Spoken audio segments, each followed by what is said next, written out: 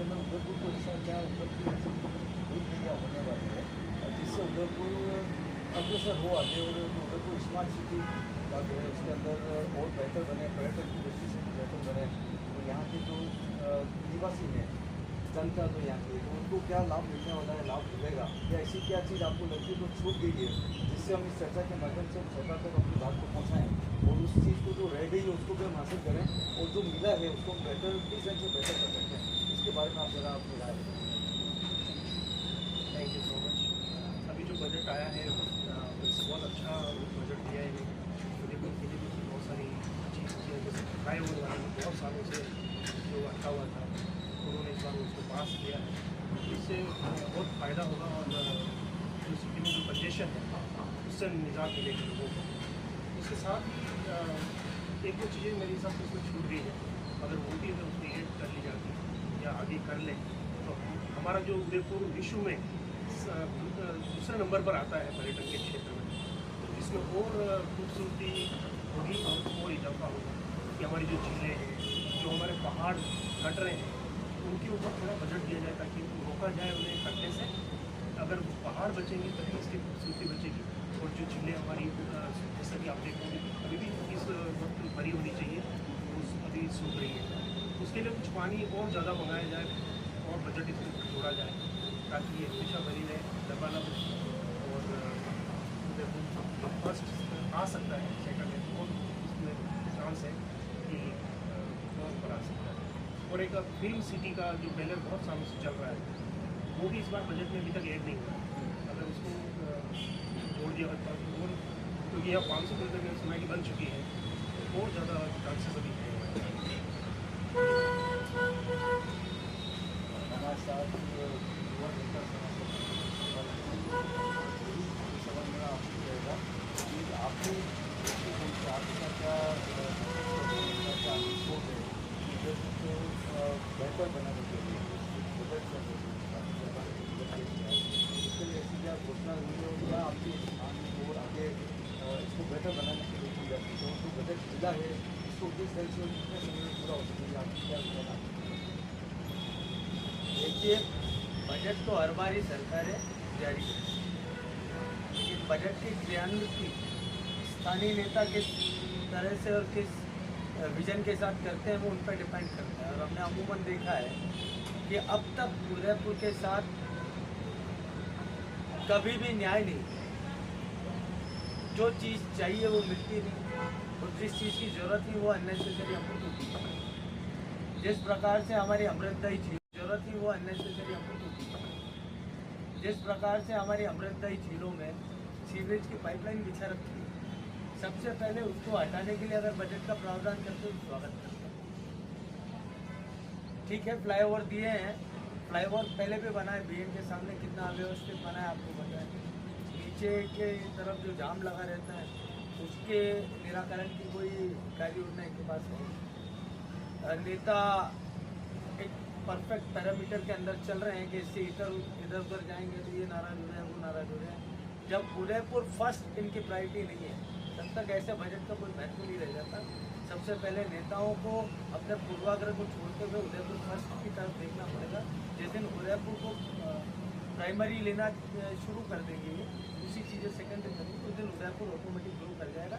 उदयपुर की जनता ने लगातार हर बार भारतीय जनता पार्टी को आउटराइट मैंडेट दिया, लेकिन मुझे लगता है कि रिश्ते की कुमावत एक योग्य नेता था जिसने इस उदयपुर में बहुत काम किया। उसके बाद न तो यहाँ के मेयर की कोई चंद्र सिंह की कोठारी या टाक साहब, दोनों के कार्यकाल फेल है। गुलाब चंद जी भाई साहब ने 40 साल अपना कार्यकाल निकाल दिया आयर करते हुए। आयर की क्या स्थिति आप देखिए, आयर के नीचे आप फ्लोरिंग बिछा रहे हो, आप वहाँ पे जाके रिवर फ्रंट का अहमदाबाद में व्यू करते हो और यहाँ के उसको इम्प्लीमेंट करते हो तो क्या करते हो, अंदर गार्डन बना रहे हो। पानी जाएगा तो सब कुछ लेके बाहर ही चला जाएगा। कितना करोड़ रुपए आपने जनता का वेस्ट कर दिए, क्यों कर रहे हो आप? एक 5 किलोमीटर के टुकड़े में वर्ष पर्यंत पानी भरा रहे, इतना सा विजन आपके पास नहीं है और बड़ी बड़ी बातें करते हैं। अब जरूरत ये है कि उदयपुर की जनता जागे उदयपुर की जनता अपने हितों के लिए खड़ी हो और इस प्रकार के बजट हमने कई गए हैं कई आए हैं, इसकी क्रियान्विति पर ज़्यादा फोकस हो, प्रॉपर तरीके से हो, चैनलाइज तरीके से हो, तो मुझे लगता है इनको उदयपुर को मिलेगा। बाकी अभी तक तो हाथ नहीं है। आपके हिसाब से जो ये मुद्दे आपने बताया कि ये नेता बस, तो आपको क्या लगता है कि ऐसा कौन सा अभी उदयपुर के अंदर ऐसा भावी नेता है किसी भी पार्टी से हो जो आपकी सोच को आपके मुताबिक ऐसा हो कि ये बंदा ऐसा है तो उदयपुर के लिए सोच के आगे बढ़ सकता है, आप इस माध्यम से आप बता सकते हैं इसके लिए कि उदयपुर के अंदर अच्छा काम हो सकता है? देखिए ऐसा है कि मैं कोई प्रिडिक्शन नहीं दे सकता। कोई नेता, जो नेता हैं वो भी अच्छे हैं, ठीक है, लेकिन उनके ऊपर कोई ना कोई दबाव है कि ये काम करने से आज आयर का कैचमेंट का एरिया साफ करेंगे तो एक बहुत बड़ा वोट बैंक नाराज होगा इनसे, ठीक है। अशोकनगर में कितने इनके वोटर रहते हैं इनको पता है। अशोकनगर के किनारे या पीछे की साइड पे अगर ये हटाएंगे, अतिक्रमण की कार्रवाई करेंगे तो इनको नुकसान होगा, तो ये लोग करना नहीं चाहते। उस नुकसान को ये पहले देखते हैं कि वोट बैंक चला जाएगा। लेकिन उदयपुर को कितना नुकसान हो रहा है? आपका 5 साल का कार्यकाल, मेरा जीवन 40 साल 45 साल 50 साल का है। उदयपुर तो अखंड रहने वाला है। इसकी भव्यता को बढ़ाने के लिए अशोकनगर के किनारे या पीछे की साइड पे अगर ये हटाएंगे, अतिक्रमण की कार्रवाई करेंगे तो इनको नुकसान होगा, तो ये लोग करना नहीं चाहते। उस नुकसान को ये पहले देखते हैं कि वोट बैंक चला जाएगा। लेकिन उदयपुर को कितना नुकसान हो रहा है? आपका 5 साल का कार्यकाल, मेरा जीवन 40 साल 45 साल 50 साल का है। उदयपुर तो अखंड रहने वाला है। इसकी भव्यता को बढ़ाने के लिए उदयपुर का नागरिक काम करे। कोई नेता जब तक अपनी इच्छा शक्ति नहीं है कुछ नहीं बदल सकता। इच्छा शक्ति के बूते ही काम होगा और नेता अपनी इच्छा शक्ति को दबा के बैठे हैं क्योंकि उनको कहीं ना कहीं उनके दुष्परिणाम झेलने की वो रहती कि यार हमारे ऊपर साइड बैकफायर कुछ मार जाएगा, इस वजह से लोग काम नहीं करते। उदयपुर की जनता के हित के लिए काम करने वाला नेता, सेकेंड लाइन लीडरशिप का अभाव दोनों ही पार्टियों में। गुलाब जी के बाद, गुलाब जी के बिना कोई निर्णय, जैसे डिसीजन पैरालिसिस उदयपुर में हो गया। गुलाब जी भाई साहब 20 दिन बाद आएंगे आसाम से तो गुलाब बाग में वृक्षारोपण होगा, बाकी कुछ नहीं होगा। तो एक पंगु बना दिया है यहाँ पे नेताओं को। कुछ नेताओं ने बंधुआ मजदूरों की तरह काम कर रहे हैं। बंधुआ मजदूरी और गुलामी छोड़े यहाँ के जो स्थानीय जनप्रतिनिधि है तो उदयपुर का भला हो। एक सवाल मेरा जैसा कि आप सामने बताया कि कुछ नेता जो है वो उसको अपनी इच्छा शक्ति नहीं रखते हुए काम के लिए अपना जॉब करता है, लेकिन एक बात ये सोचने की कि 25 साल से भाजपा का बोर्ड है, जनता बार बार उन्हीं से विकास करके उन्हीं को लेके आ रही, तो क्या विपक्ष के अंदर इतनी ताकत नहीं है कि आवाज़ उठाए और उस आवाज़ को इनको एक ऐसा करारा जवाब मिले? क्या जनता भी इस पंगु हो गई है? आप जरा इस बारे में बताएं कि क्या जनता का क्या रुख है और नेताओं का? निश्चित रूप से जब एक ही तरह के लोग आते हैं या एक ही पार्टी का वोट बनता है तो ये तो तय बात है कि उनमें कुछ अहम के साथ आएगा। दूसरा ये कि वो सुनना बंद कर देते, कोई कुछ कह रहा है तो इग्नोर कर देते, कोई पत्र अगर लिखते हैं तो उस पत्र को कोई ध्यान नहीं देता। लेकिन यहाँ सबसे बड़ी कमी इस बात की मैं बताना चाहूँगा, क्या मैं आलोचना नहीं कर रहा हूँ, लेकिन यहाँ दूसरी पार्टी भी तो है, कांग्रेस पार्टी है, तो कांग्रेस पार्टी में भी जो पार्षद लोग हैं, केवल कल मैंने एक पार्षद को बहुत अच्छे बोलते हुए सुना, संजय जी बनता है, पानी को लेकर के कीड़ा बात है, मतलब कीड़ाबाजी। तो ऐसे जो कोई जरूरी नहीं है कि बहुत बड़ा बहुमत चाहिए, अगर किसी चीज़ को परिवर्तन करना है तो केवल 4 आदमी काफ़ी है। तो कांग्रेस में जो इतने लीडर हैं उन लोगों के लिए मेरी बात नाराजगी है तो भाई आप क्यों दब रहे हैं? आप इस मामले पर आपको विरोध करना चाहिए, खुल करके बोलना चाहिए। अगर ये बीजेपी का ठीक नहीं है तो उसका विरोध करें और अच्छे सजेशन दें, तो फिर जनता आपके साथ होगी। क्या आपको ऐसा नहीं लगता है कि विपक्ष के जो नेता हैं वो आजकल जो सरकार है लिखते हैं तो उस पत्र को कोई ध्यान नहीं देता। लेकिन यहाँ सबसे बड़ी कमी इस बात की मैं बताना चाहूँगा, क्या मैं आलोचना नहीं कर रहा हूँ, लेकिन यहाँ दूसरी पार्टी भी तो है, कांग्रेस पार्टी है, तो कांग्रेस पार्टी में भी जो पार्षद लोग हैं, केवल कल मैंने एक पार्षद को बहुत अच्छे बोलते हुए सुना, संजय जी बनता है, पानी को लेकर के कीड़ा बात है, मतलब कीड़ाबाजी। तो ऐसे जो कोई जरूरी नहीं है कि बहुत बड़ा बहुमत चाहिए, अगर किसी चीज़ को परिवर्तन करना है तो केवल 4 आदमी काफ़ी है। तो कांग्रेस में जो इतने लीडर हैं उन बात से नाराजगी है तो भाई आप क्यों दब रहे हैं? आप इस मामले पर आपको विरोध करना चाहिए, खुल करके बोलना चाहिए। अगर ये बीजेपी का ठीक नहीं है तो उसका विरोध करें और अच्छे सजेशन दें, तो फिर जनता आपके साथ होगी। क्या आपको ऐसा नहीं लगता है कि विपक्ष के जो नेता हैं वो आजकल जो सरकार है जिसका वोट बना उसके हाँ में आ जाता है? ऐसा करने से क्या है कि उनको ज़्यादा ताकत नहीं मिलती कि हम नहीं कर रहे हैं तो हम यहाँ करें। निश्चित आपका कहना बिल्कुल सही है। ये बहुत सही बात कहना बहुत मुश्किल मामला है। और ये जो विरोधी दल है कांग्रेस वाले, ये लोग इन लोगों की चुप्पी भी एक बहुत बड़ा प्रश्न खड़ा करते हैं। भाई आप लोगों की गलत बात के ऊपर भी आप चुप क्यों आए? मैं ये कहना चाहूँगा कि निश्चित रूप से उनको बोलना चाहिए, और यदि उनको बोलना शुरू करेंगे तो जनता बोलेगी। जनता कुछ नहीं सोचती, हो रहा है आग में के लेकर नुकसान हो रहा तो हो रहा है, लेकिन जब उनके साथ में कोई हिम्मत से सामने आएगा तो जनता बोलेगी। मेरा निवेदन है कि जो भी कांग्रेस के नेता हैं, लीडर हैं, उनको बोलना चाहिए। बोलने का मतलब ये नहीं कि अपन कोई का से लड़ाई कर रहे हैं, लेकिन जो गलत है तो गलत है, सही है तो सही है। इतनी हिम्मत तो होनी चाहिए, ऐसा मेरा मानना है। जैसे इंदौर की जनता ने किया वैसा उड़ीद की जनता को भी जागरूक होना है, क्योंकि पहले इंदौर सफाई में बहुत पीछे था, लेकिन वहाँ की एकदम जनता जागरूक हुई और आज इंदौर पिछले 9 सालों से नंबर 1 है। और देखो आप कितना साफ सुथरा वर्ग हो गया, तो उड़ीद की जनता भी हमसे सबक लेके और देखिए भाई साहब, आ सकते हैं। इंदौर हुआ है तो वहाँ के नगर निगम के लोगों ने इंदौर फर्स्ट को चुना।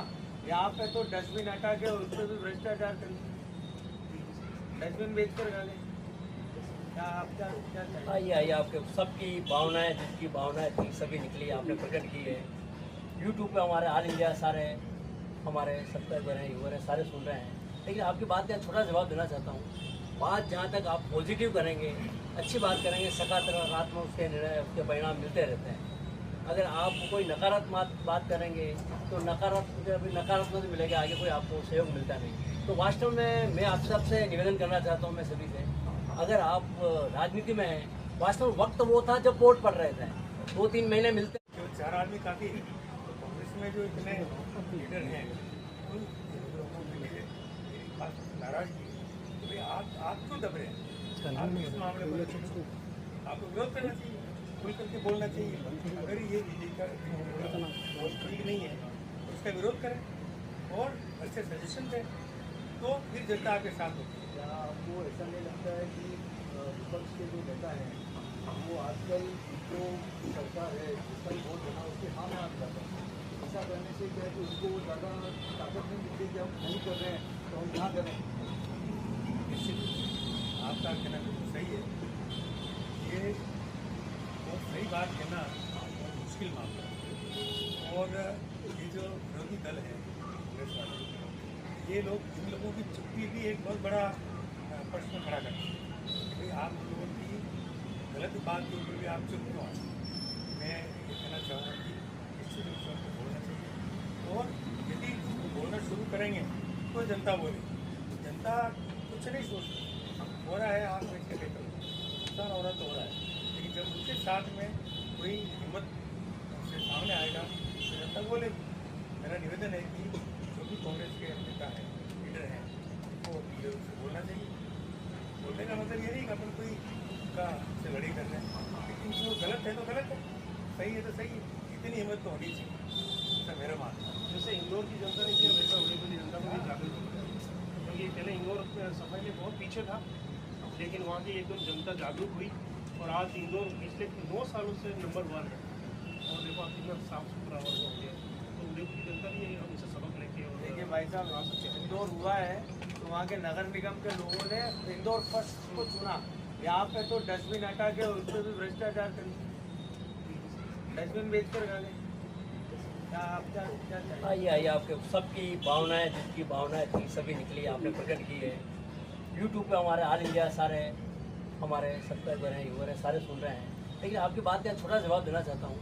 बात जहाँ तक आप पॉजिटिव करेंगे, अच्छी बात करेंगे, सकारात्मक उसके निर्णय, उसके परिणाम मिलते रहते हैं। अगर आप कोई नकारात्मक बात करेंगे तो नकारात्मक मिलेगा, आगे कोई आपको सहयोग मिलता नहीं। तो वास्तव में मैं आप सबसे निवेदन करना चाहता हूँ, मैं सभी से, अगर आप राजनीति में हैं, वास्तव में वक्त वो था जब वोट पड़ रहे थे, 2-3 महीने मिलते हैं, सभी अपना प्रदर्शन करते हैं, सभी अपना अच्छा ही दिखाते हैं, उस पर वोट ले लेते हैं। वास्तव में समय वो होता है, आज आप उस पर नहीं कर रहे हैं। आज जो बजट डिक्लेयर हो चुका है उस पर कर रहे हैं। तो आइए हमारे साथ मौजूद हैं जसवंत जी झुंडावत, जो RSS से भी जुड़े हुए हैं।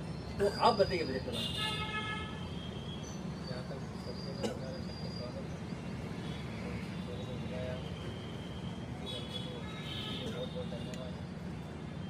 बजट क्या दिया है, चर्चा कर सकता है कि मेरे सभी का स्वागत है।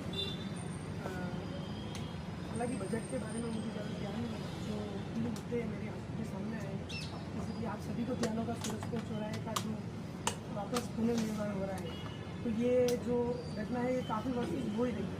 तो ये विषय भी मतलब एक सोचनीय है कि हम इस पर क्यों नहीं सोचते, क्योंकि एक ही चीज़ को बार बार निर्माण किया जाता है। हम नई चीज़ के बारे में सोचते हैं, बजट निकाला जाता है, परंतु जो पुरानी चीज़ें हैं उन्हीं पर पुनर्निर्माण बार बार किया जा रहा है। तो कहीं ना कहीं ये भी भ्रष्टाचार का संकेत देता है हमें।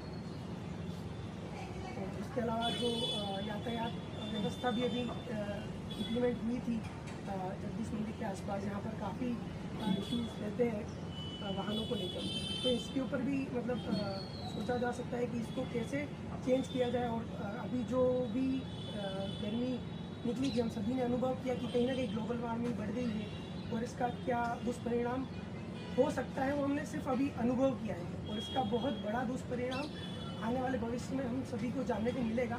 तो पर्यावरण की दृष्टि से भी हम सोचें कि पहाड़ क्यों काटे जा रहे हैं, अवैध खनन क्यों हो रहा है, और कहीं ना कहीं हम दूसरी मॉडल्स को भी इम्प्लीमेंट कर सकते हैं। जैसे कि सिक्किम के बारे में सुनने को मिलता है कि वहाँ की यातायात व्यवस्था काफ़ी अच्छी है, तो वहाँ पर अभी रिसेंटली AI मॉडल का भी उपयोग हुआ है यातायात व्यवस्था को सुचारू रूप से चलाने के लिए।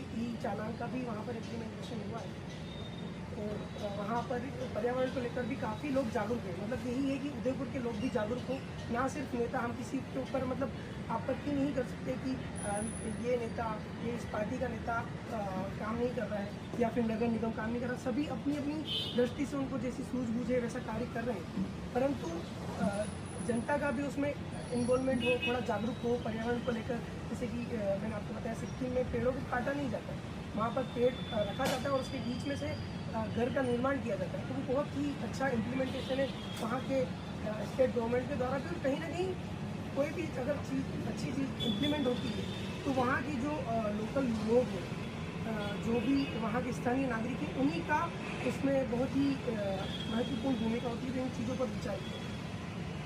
ये बहुत अच्छी बातें चल रही हैं ग्रुप में। पंकज जी ने भी बताया, आपने भी बताया। जो सबसे पहले तो अरावली पर्वत वाला वास्तव में बहुत बड़ा इश्यू है, बहुत बड़ा दाग है उदयपुर नहीं, ऑल राजस्थान, ऑल इंडिया। वास्तव में पर्वत श्रृंखलाएँ काटी जा रही, उनके बड़े बड़े अधिकारी जो भी यहाँ पे बैठे हैं पर्यावरण से संबंधित है, सेंटर वाले, कोई कार्रवाई नहीं हो रही। बहुत दुख होता है हमें भी जान के। और साथ ही जो आपने बताया, जो पट्टे की बात है, 252 पट्टे की चलती है, 272 पट्टे, वास्तव में बहुत लंबा इशू चल रहा है। वो अब कांग्रेस से भी उठाया जा चुका है। और जहाँ तक बात करें भाजपा की, तो अभी तारा देवी यहाँ के विधायक है, 2-3 दिन पहले पेपर में आया है, उन्होंने भी इसके खिलाफ आवाज़ उठाई है। चल रहा है, बहुत अच्छी बातें यहाँ हो रही है। इसी सिलसिले में हम हमारे जो न्यूज़ ब्रॉडकास्ट इंडिया के अध्यक्ष हैं नरेंद्र जी का, तो आपसे भी, चाहे बीजेपी की सरकार आई या कांग्रेस की आई, हाई कोर्ट बेंच के लिए कब से जंग लड़ रहे हैं, उसका बजट में कोई जिक्र नहीं है। बीजेपी हो या कांग्रेस हो, कितनी भी सरकारें आती है, इसके बारे में न तो कोई सोचता न निर्णय लेता है। और उदयपुर के आसपास ग्रामीण अंचल से लोग न्याय के लिए जोधपुर आना जाना सबको मालूम है। इसके लिए न तो उदयपुर का कोई नेता सोचता है, न राजस्थान के सोचता है। दूसरी बात है उदयपुर के पेयजल की समस्या, जिलों की नगरी के होते हुए भी मतलब अपन को शर्मानी चाहिए कि 2 दिन में 3 दिन में एक बार पानी मिलता है, वो भी पीने लायक तो मिलता ही नहीं, सबको पता है।